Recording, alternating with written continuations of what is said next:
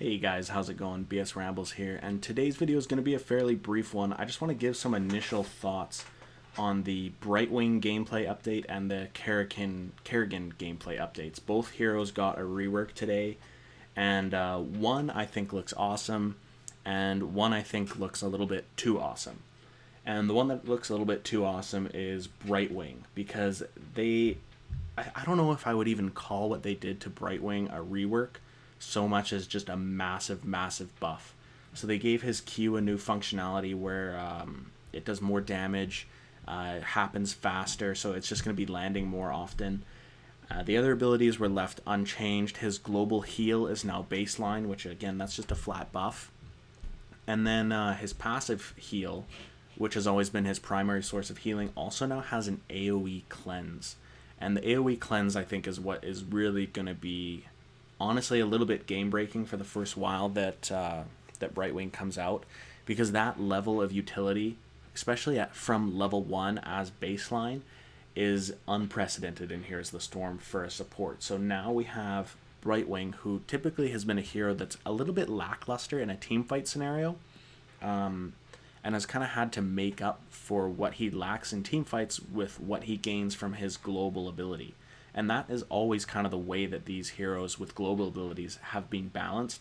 But I think with the addition of this AoE cleanse, you now have a hero that has tremendous team fight capability. I mean, even in the gameplay update alone, they showed clips of Brightwing negating both Uther's Divine Storm, instantly Divine Storm, just negated with his passive for everyone that was in it. And they also showed Deckard Cain's Sleep getting negated.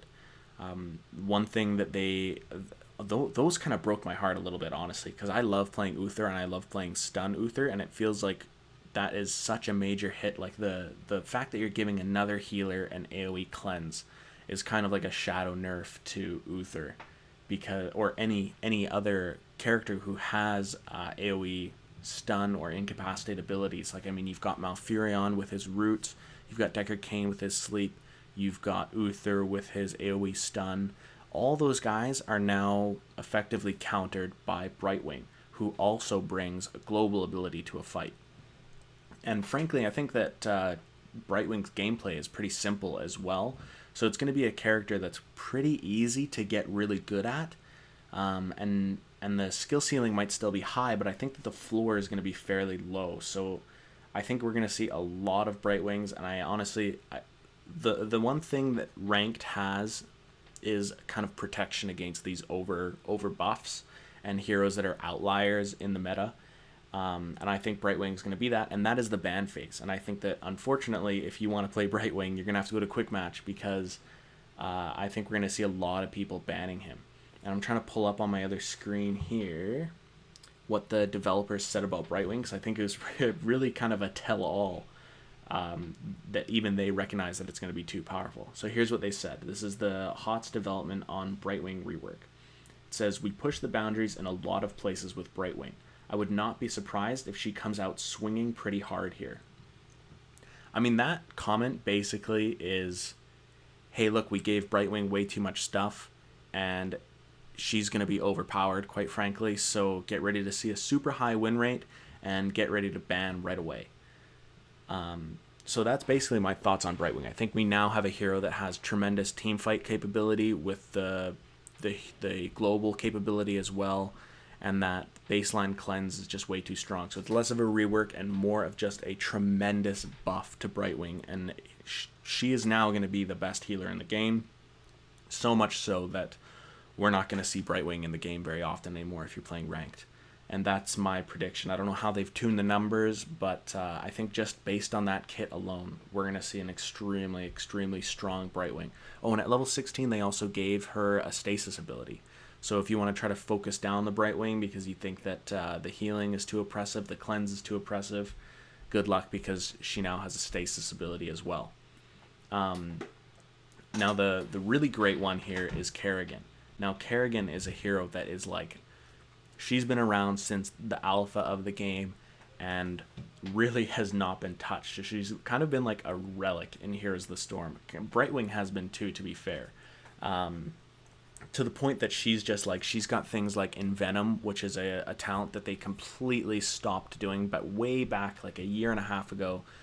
I think actually when they did Heroes 2.0, when they started putting quests into the game, they kind of revamped the talent system. They decided to take out things like Mule, things like Envenom. There's a lot of baseline Grant Shields talents and stuff like that, and those all still live through old heroes like Kerrigan, who they just haven't touched in a long time.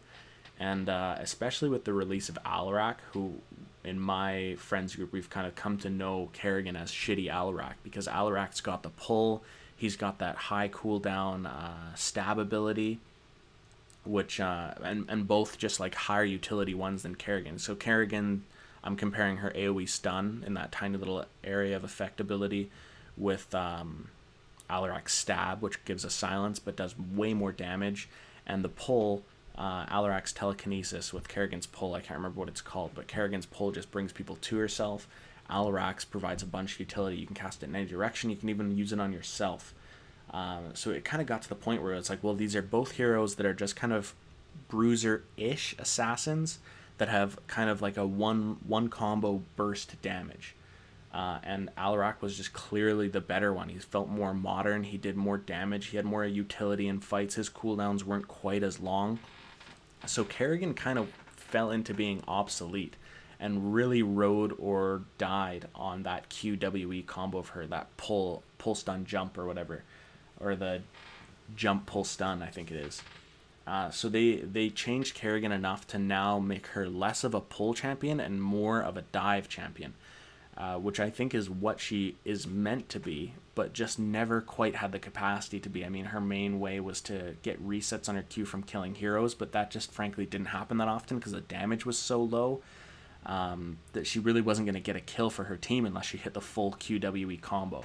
But now what they've done is they've added a new functionality to the pull, which makes it do a little bit of AoE damage off of Kerrigan's body after it's cast, which just gives a little bit of a buff outside of the QWE combo, really. So it means like now during team fights you have a little bit of damage to provide outside of the QWE combo, because that's not literally 100% of your damage. You have a little bit of extra damage coming out of just your pull. And then the huge thing that they did is they made it so her jump can be recast more often. So if you get a minion kill with the jump, it gets recast. That's really the big thing. And there's also, I think it was a talent that they mentioned that is going to let you reset the cooldown if you're jumping to different heroes, so it's going to get her to the backline better. They also said that they reduced the range on it and increased the damage, so that again is going to help get resets with it, because frankly before it felt just very unimpactful. So all in all, I think that the Kerrigan rework is going to have her feeling a lot more modern and really separate her from Alarak as just like a pull QWE hero, and move her into kind of more of like a dive stabby assassin build, which I think is really cool, and not a lot of heroes hit that right now. I think the closest playstyle that I can think of to that right now might even be Genji, but Genji's obviously a way more extreme example, much less of a bruiser and more of an assassin. I think Kerrigan's gonna kind of bridge that gap of like backline hero killers between Sonya, who dives back there and uses her tankiness to kind of harass and get damage output, and Genji, who just slips back there for quick kills. Kerrigan's going to be kind of a bridge between the two, probably more over to the Genji side of glass cannons. But I think it's going to be really awesome, and I'm very excited for both. I just don't think that in Hero League you're going to get many opportunities to play Brightwing, because that kit just seems absolutely insane.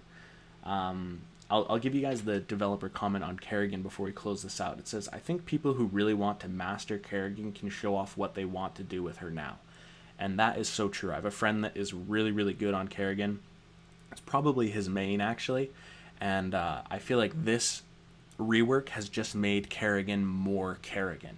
You know, so all the things that made her fun before, they've just kind of tweaked to make them work better and feel more how they were always kind of supposed to feel, which is diving in with that QWE and be able to get the resets and bounce around between heroes and just be jumping around doing damage. Whereas before it was kind of like you're going to jump in, you're going to do your QWE combo, and then you're kind of just going to wait for it to come off, or hopefully cross your fingers that you provided a kill for your team so you can maybe jump again and do a little bit more auto attack damage.